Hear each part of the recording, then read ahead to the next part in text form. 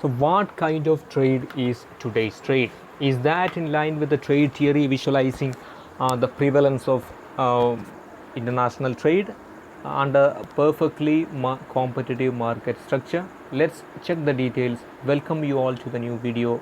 Today we have imperfect competition and international trade.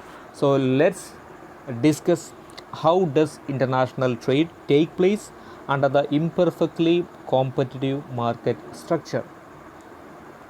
So far we have discussed the international trade theories, uh, explaining the basis of trade under the perfectly competitive market structure.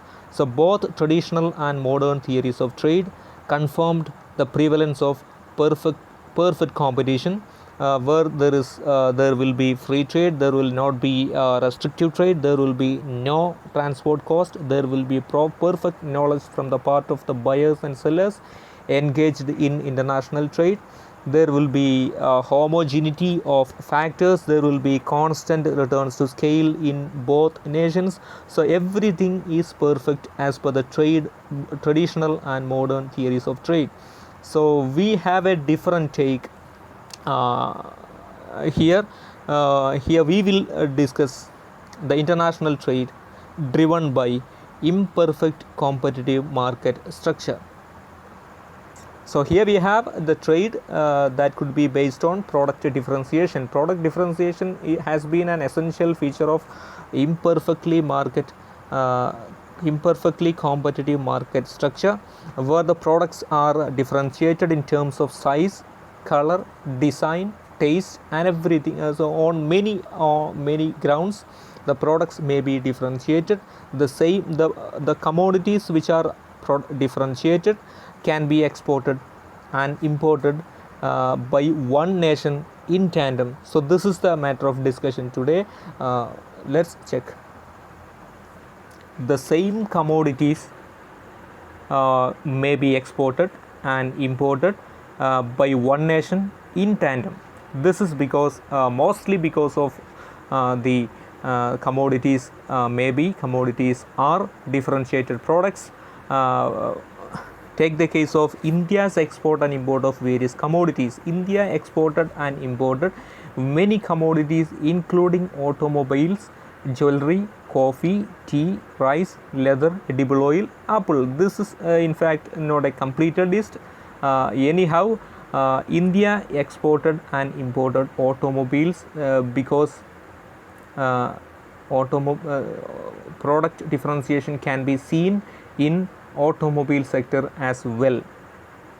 Similar is the case for jewelry, coffee, tea, rice. So India imported Chinese rice. India exported rice to many countries, as we are we have a surplus production of rice in India. So take a look at the apple trade of India in 2016 as per the report published by the Times of India, courtesy to the Times of India. So look at the pictures, look at the diagram of apple trade in India in 2016. There you can see India exported and imported apple in tandem in 2016. What you can see in the red color is India's import, and what you can see in the green color, it is India's export. So India imported apple mostly from the United States, followed by China, Chile, New Zealand, Italy, and various other nations. So at the same time, India exported Indian apple, Kashmiri apple, and Himachal apple mostly to the neighboring countries of Bangladesh and Nepal. So that means India exported and imported apple in 2016. This is mostly due to the product differentiation, because Indian apple is quite different from the United States apple.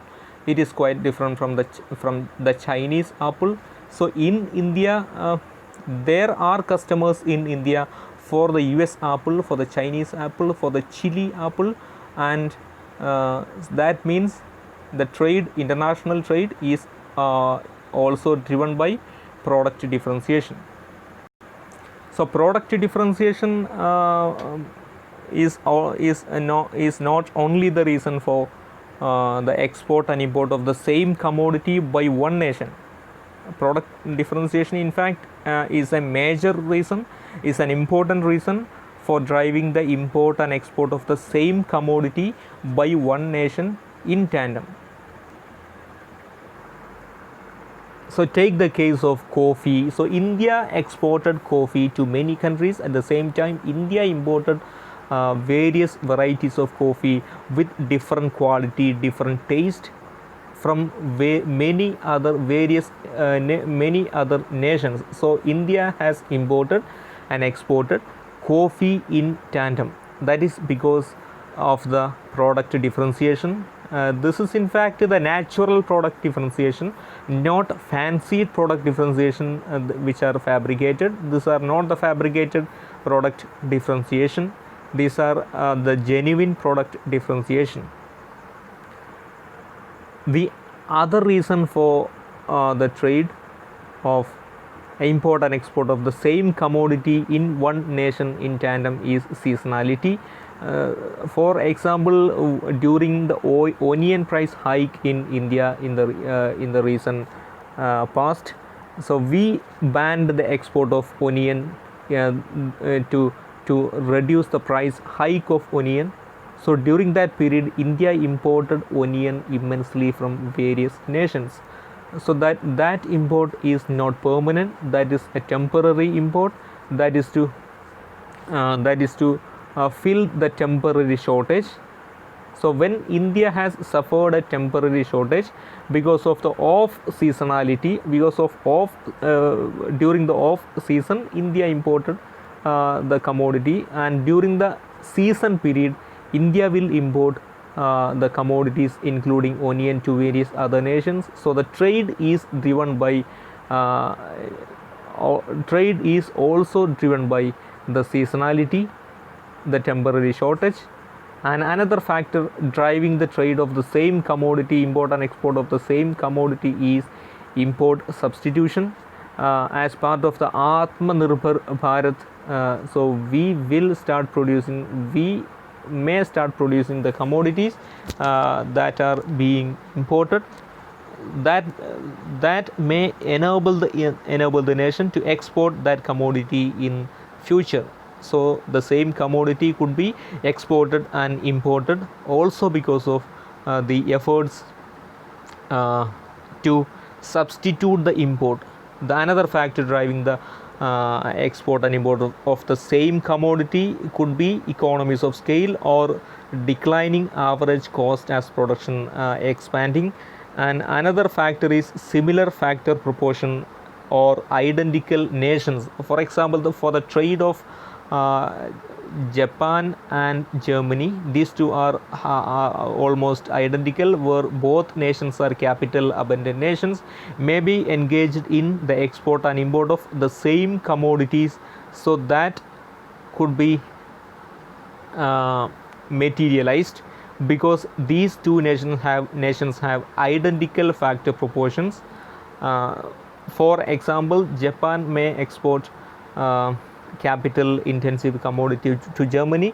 Germany in turn may export capital intensive commodity to Japan in return. So this is possible as the factor proportion in these two nations are identical, almost identical.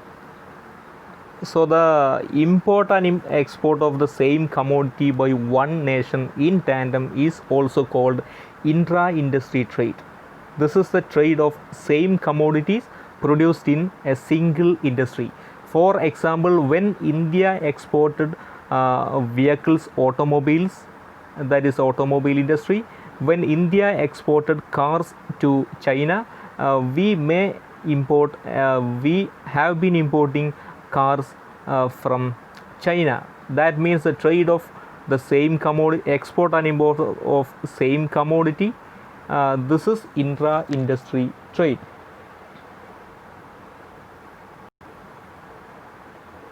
So Balasa is the economist who found the trade is driven, who found that the trade is driven by product differentiation in 1958. So what drives international trade according to Balassa? So as per the trade theory, comparative advantage is the basis of trade. There is no doubt about that, but what determines a comparative advantage is different. So as per the intra-industry trade model, the trade could be driven by product differentiation and economies of scale. For example, when the India's apple trade, so Indian apple is quite different from the United States apple. So India imported apple from the United States. India exported apple to Bangladesh. So we exported and imported the same commodity because these two commodities are differentiated in terms of quality, maybe in terms of taste. Similarly, the same commodity may be exported and imported in India because of economies of scale. When some producers have got the economies of scale in the same industry, but that is so that producer is able to export the commodity to the foreign nations, but various other producers are not enjoying the benefit of economies of scale.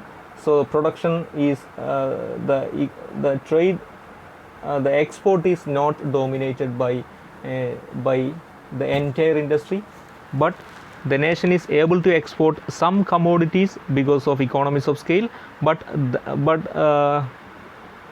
the nation has to import the same commodities produced in the same industry from abroad.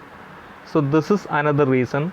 So product differentiation and economies of scale, so both could drive the international trade as per the intra-industry trade model found by Balassa in 1958. So which one factor is dominant in international trade, whether it is product differentiation or whether it is economies of scale? So this is the case for the trade between two identical nations. For example, for the trade between capital abundant nations, the international trade will be driven by product differentiation and economies of scale. This may not be the case. This may not be the case for the trade between one developed nation and another developing nation.